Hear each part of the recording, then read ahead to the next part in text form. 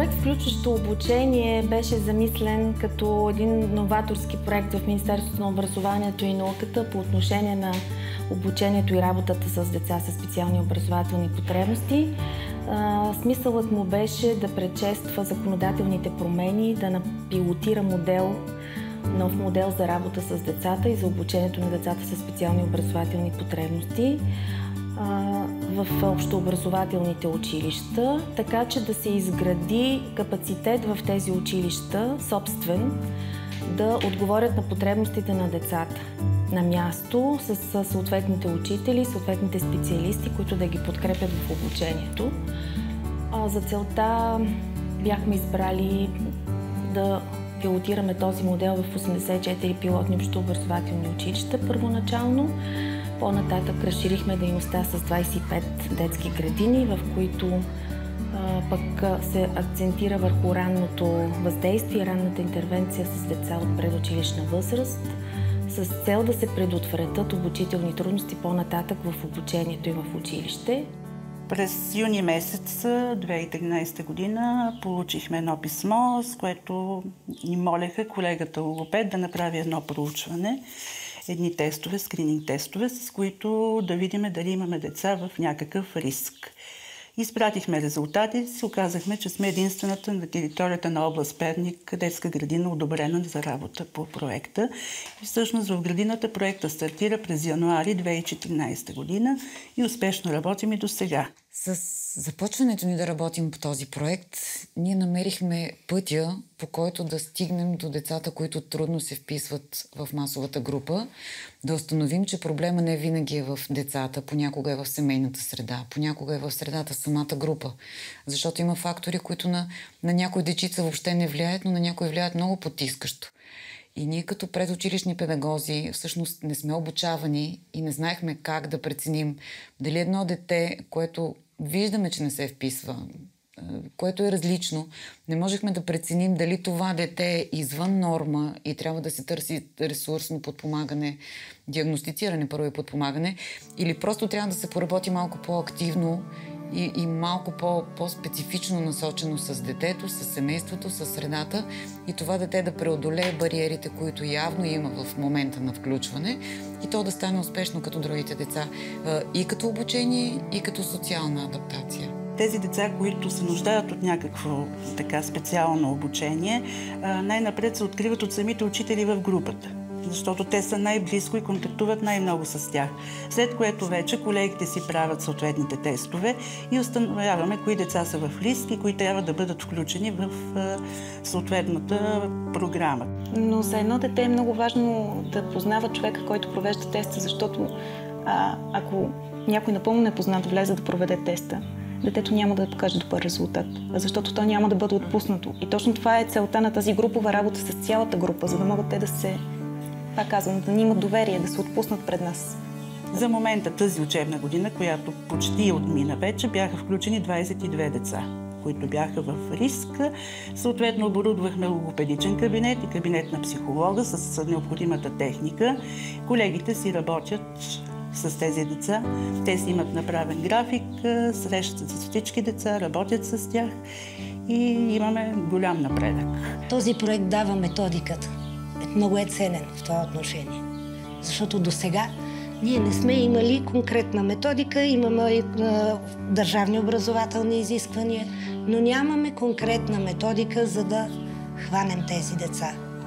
Ето сега, ако аз имам някакви съмнения, че това дете, различно не е коректен термин, не бих го използвала, но има конкретна особеност в развитието, която се нуждае от подкрепа, ще се обърна към нашия психолог и нашия логопед, защото понякога говорните проблеми са свързани с психиката, така че имам нужда и от двамата. Тук децата с скрининг се хващат много по-рано. Тези деца, които имат нужда от тази превенция.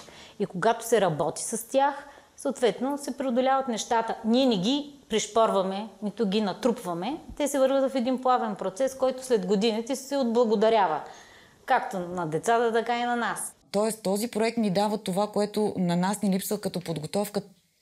като предучилищни педагози. Това си е работа за специални, за колеги, които си имат специална подготовка, специално обучение, които могат да работят с друг тип инструментариум и в масовата група да влязат да работят с тези дечица, но и моменти, в които те работят и извън група с тях. В малките групи, което е предвидено в проекта всъщност, децата вече могат много по-активно да участват в процеса. Тоест те задават въпроси, могат да го изиграят, може да мине през тялото им целият материал, може да се онагледи, нали, както виждате, и с бухалчето и с всичко. Когнитивният тренинг е близък до тяхната обучителна част, но психомоторният тренинг, който всъщност ние също правим задължително към проекта с всяка една от групите, той е много раздвижващ и въображение, ролеви игри, нещо, което е изключително непознато за децата. А когато ние сме в масовата група, ние работим за постигане на държавни образователни изисквания. Ние имаме седмичен план, имаме програма, имаме задачи, които трябва да изпълним. И понякога дори физически не ни стига времето да обърнем внимание на тези дечица, да поработим допълнително с тях и да наваксаме това, в което те не успяват. От една страна физически, от друга страна методически. И се оказва, че когато имаме подкрепата на психолога и логопеда, те работят и с семейството, и с другите деца в групата, и с учителите в групата, дори с помощник-възпитателя. Те им дават стъпките, по които да вървят. Ние много работим и с самите педагози. Много се интересуват. Те също, ние правим обучение и на тях, дори даваме им обратна връзка за самия проект.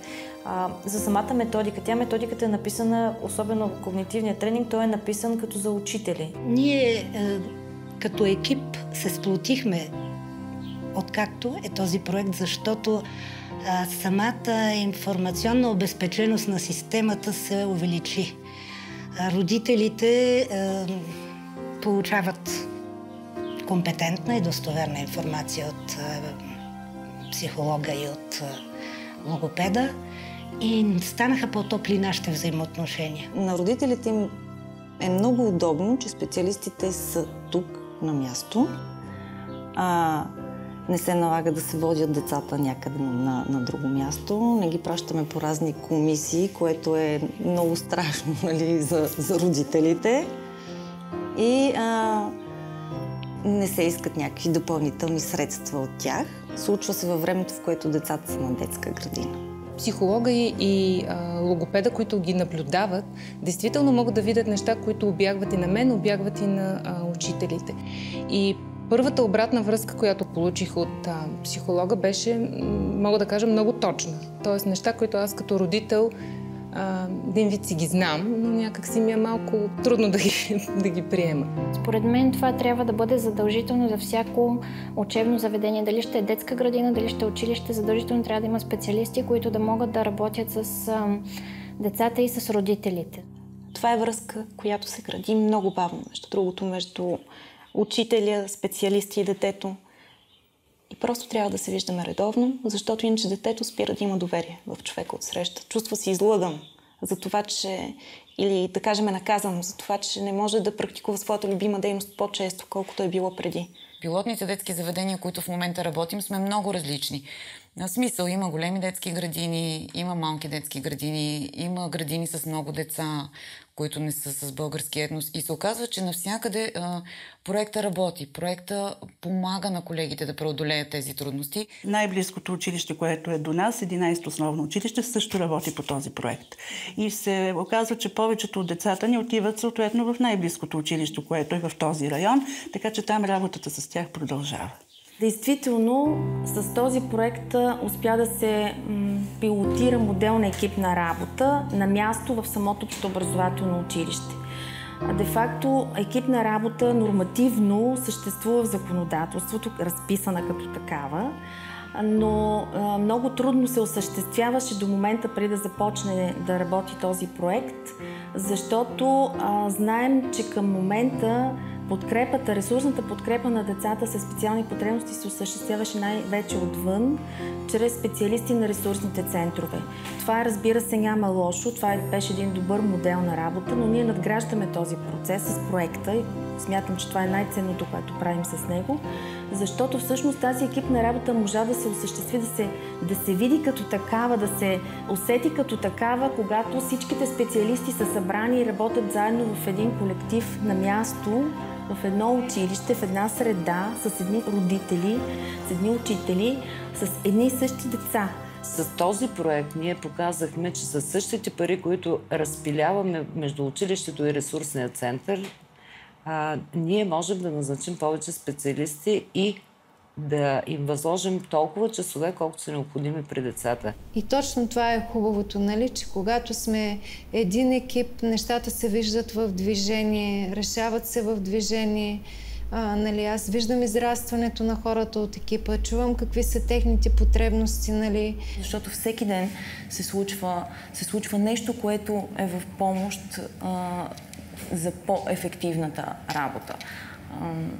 Ако се вижда с едно дете един път или два пъти в седмицата, това не би могло да проработи добре. Значи, екипната работа между ресурсния учител и учителя по предмета дава добрите резултати. Във времето развихме тая дейност. Присъствието на учителя, на ресурсния учител в класа, дава обратната връзка за работата на останалите деца, за работата на ресурсното дете и за отношенията между децата, което е много важно. Често се случва така, че при работата с децата, особено по техническите предмети, просто не се усеща това, че учителя е не само един в класната стая. Те комуникират изключително добре помежду си и свикват с тях. Ако ние не създадем добра среда, да се чувства комфортно детето в групата на паралелката, то няма смисъл да е там. И това го преживяхме във времето. Минахме през много родителски срещи, в които не, че са против родителите, но това дете пречи на останалите деца. Дълъг е пътя, в който се променя мисленето на хората. Първата промяна е промяната в нагласите на родителите. Пример ще ви дам. Идва, да кажем, майка или баба и казва: аз зная, че моето дете не може да бъде с високи академични постижения, няма да стане отличник. Но аз ти благодаря за това, че ти го включи и в такива дейности и то видя, че може да прави неща, които и другите правят. Ние много се опитваме и много се стараем да работим с всеки един човек, който има контакт с едно определено дете. И когато се разглежда един случай, се събират всички тези хора. Това са класен ръководител, родител, психолог, логопед, ресурсен учител. Тези хора сядат и всеки споделя своите впечатления от детето и по този начин се опитваме заедно да взимаме решения за напред.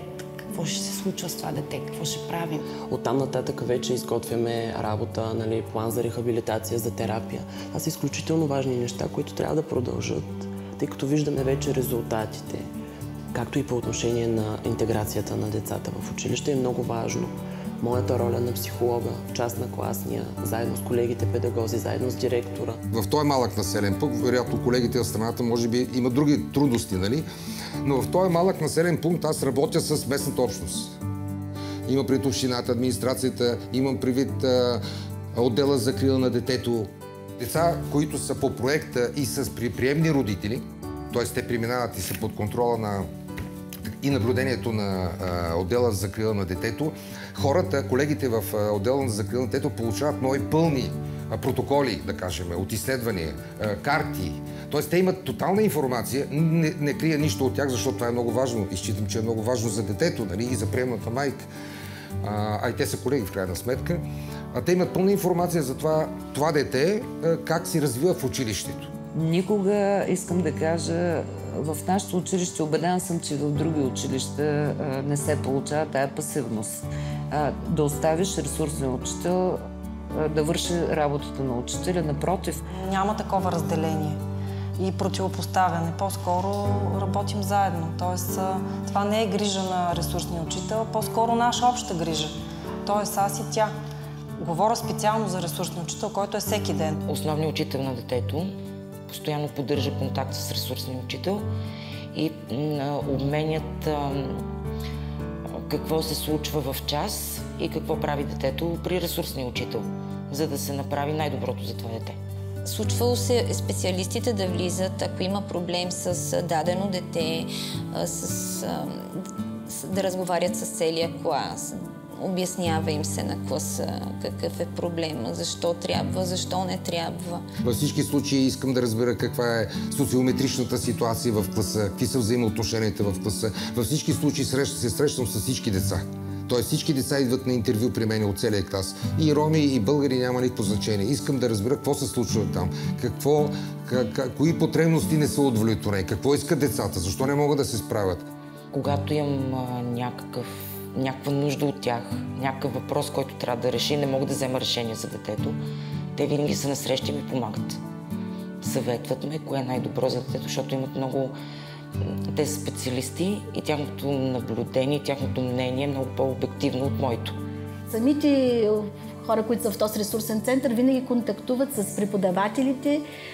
Те им казват така, ще ми има проблем, по еди си кой предмет детето. Да, защото учителите, те виждат смисъла от това, което се случва.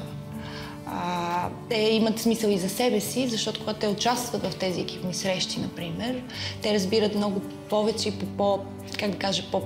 виждат една по-пълна картина за конкретното дете. Така че като казвам, според потребностите на децата, това имам предвид. Не да разделя броя на децата на броя на учителите, заповядайте, а екипите, учителите, ресурсните учители, психолозите, логопедите казват: ето това дете има необходимост по тези предмети да сме в час, по тези предмети да има индивидуална подготовка, за да напредне, по тези предмети може да седи и само. И така се работи в нашето училище. Лично за мен това е един от най-големите плюсове на проекта. Екип, който е опознал родителите, учителите, класът, защото работата не е само в кабинета, е сред децата и непрекъсната комуникация с тях. Преди малко даже едно от децата 12-ти клас завърши тази година, уреждане със слуха, страхотни резултати показало на матурата. Просто радваме се, радваме се на техните успехи, защото това са успехи на преподавателите. Ако на всичко, на цялото училище, на цялото ръководство, на ресурсния център, това са деца, които имат нужда от помощ, но и благодарение на съвместните усилия на всички показват чудесни резултати.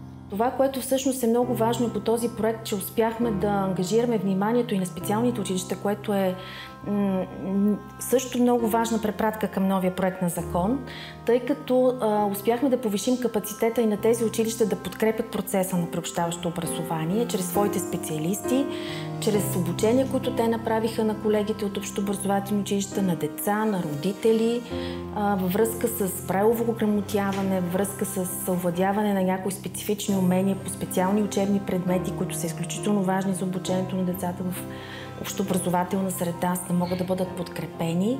Учители и специалисти от училището за деца с нарушено зрение обучаваха родителите как да работят със своите деца и съответно учителите, които са в общообразователните училища, как да направят оценяването и да могат да изготвят програмите за обучение така, че потребностите на детето да бъдат покрити. Друго много важно е, че се пилотира и се промени модел на работа на деца с по-тежки умствени затруднения и с множество увреждания, чрез промяната на едно училище-интернат в София, помощно училище-интернат, което изгради, почти се превърна в център за работа с деца, това, което всъщност се предвижда наистина в закона. От 2013 година работим по проект Включващо обучение. Изграждаме цялата дейност 4 на този проект. В училището бяха направени кабинети по арт, кинезитерапия, логопедични кабинети, психологични кабинети, консултативни кабинети за сензорна терапия. Назначаването на много терапевти в училище дава възможност за на едно място. Не просто родителите да ходят да търсят тези специалисти на различни места. На едно място в учебно-възпитателен процес се създава организация, която позволява децата децата да бъдат както в учебни часове, така да бъдат и в терапевтични занятия в извънкласните моменти. Изграждането на специализираните центрове за образователна подкрепа е наша идея. Да бъдат извадени от общия контекст на центрове за личностно развитие, за да може да има едни специализирани звена, които ще бъдат конкретно в помощ на децата с умствена изостаналост. Ние направихме училище с целодневна организация на учебно-възпитателна работа и в нея са включени както осигуряване на специализирано хранене на учениците, така и тяхното транспортиране сутрин и вечер по маршрути. Децата се чувстват прекрасно, защото те не са в изолирана среда, децата са в семействата си и вече през учебния ден и след обяд за терапии те са в училище. Една от нашите дейности по проекта е свързана с деинституционализацията. Открихме 17 пилотни училища, които подкрепят този процес. Тоест в тях се обучават децата, които са настанени в центрове за настаняване от семейен тип, които са напуснали специализираните институции за деца с тежки умствени увреждания и успешно са включени в образователния процес с подкрепата на специалисти, които ние сме назначили по проекта и за които всъщност сме направили обучение, сме създали нова методика за работа. От месец март 2014 година работим с деца от Центъра за настаняване от семейен тип Габрово, квартал Борово. Центъра е един, но е разположен на 2 места в града. Значи общо са ни 24 децата и младежите. Настанени тук в квартал Борово са 12 и 3 от тях посещават специалната група на детската градина. Много добре работим с представителите на персонала на ЦНСТ. Правим също според изискванията на проекта едни срещи екипни, в които обменяме съответно информация относно състоянието, относно постиженията на децата и правим едни насоки за тяхното по-нататъчно развитие. Работя като психолог в училище Христо Ботев Карнобат. Работя основно с децата, които са настанени в центровете за настаняване от семейен тип. Имахме посещение в самите центрове, така че децата да свикват с нас. Условията са изключително добре.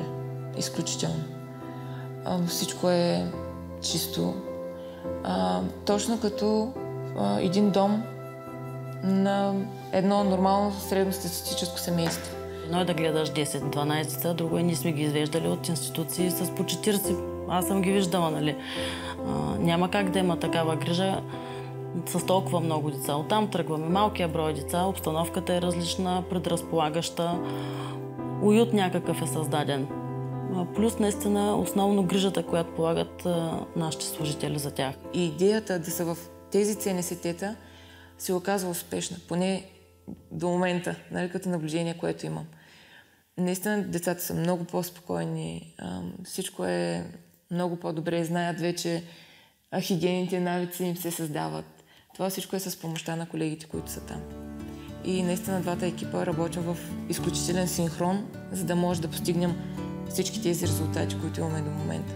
Защото аз като казвам, ние постигнахме, всъщност не е само ние като екип тук в училище, а е като екип и там в ЦНСТ, защото работата е обща и децата са ни общи. Целта е обща и съответно трябва да работим заедно, за да може да се развиват те. Мога да кажа убедено, че никога не е било толкова достъпно Министерство на образованието. Аз все пак работя с това министерство дълги години. Никога не е имало толкова гъвкав и свободен достъп, когато има нужда, когато има въпрос. Знам, че има училища и детски градини, в които няма ресурсен център, което за мен не е редно и не е правилно. Много по-удобно, когато ресурсният център е в самото детско заведение или училище. И така по този начин е много добра комуникацията между ресурсния учител, основния учител и родителя.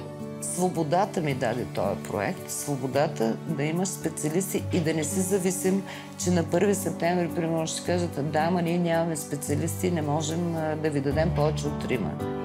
Проекта има и социална роля. ако го разгледаме от тая страна, че дава възможност за работа на млади и креативни хора. Много съм горда, защото за това време, в което работих по проекта, реално се виждат резултатите. Това е нещо, което работи и което е много хубаво да се развива занапред. Промени се отношението на другите деца към тия деца. Просто се говори за такъв проект. Просто се говори и се назовава думата деца със специални образователни потребности, но тя не е вече някаква негативна. Защото тези деца вече се хващат за ръце. Защото тези деца са заедно просто. И тези деца показват, че не по-лошо се справят с останалите. Смятам, че би било прекрасно, ако този проект стане държавна политика, ако той бъде утвърден като програма за работа с такива деца в национален мащаб и той проработи като част от нашето предучилищно възпитание от тук напред в годините. Благодарение и на това, т.е. на помощта, която и аз съм получила като родител и от психолога, и от логопеда, тя се чувства много, много по-добре. И мога да го сравня на 100% с това, което беше с по-малкия ми син, второто дете в семейството, който преди 7-8 години беше в същото положение и той по-късно беше диагностициран с дислексия, сега в момента е на ресурсно подпомагане, но тогава педагог и психолог нямаше. Значи всичко зависеше от мен и от желанието, способностите на учителите. Това беше едно допълнително бреме, което при този брой деца те просто няма как да го обхванат. За мен това е нещо, което трябва да бъде не проект, това трябва да бъде практика.